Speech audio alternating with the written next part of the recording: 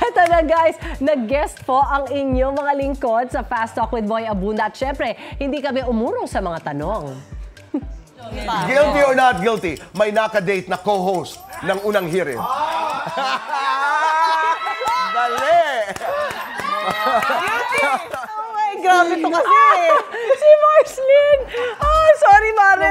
Nabulat talaga ako. Inamin na nakadate niya dati. Oo, pulang-pula ka. Ang former unang hirit host na si Hans Montenegro. Sabi nila, nice at funny guy raw si Hans. Bukod dyan, nag-throwback din po kami syempre sa pilot year na unang hirit. Pati na rin ang mga most memorable experiences namin sa 25 years ng pambansang morning show. Mare, sorry. Pero ano, Mars, kasi wala akong mabuking sa'yo kasi forever kang Paolo di ba?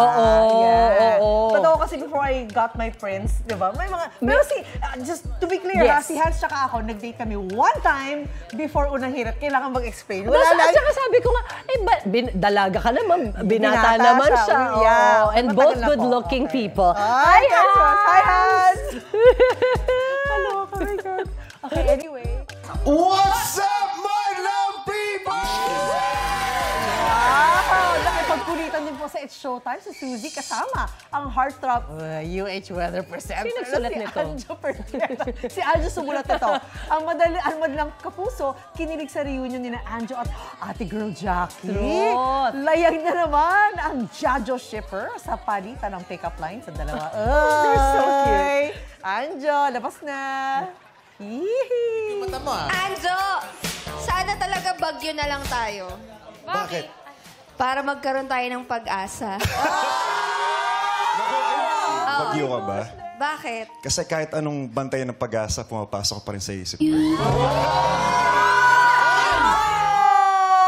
Naku, may achievement, ha? May mga baon yung dalawa. Grabe, yung mga... Wala ba knock-knock joke si Anjo for today? Kaya tanungin natin siya. Pero bagay, ha? Oo, ang cute nila. Gusto mo bang mauna sa mga balita? Mag-subscribe na sa GMA Integrated News sa YouTube at tumutok sa Unang Balita.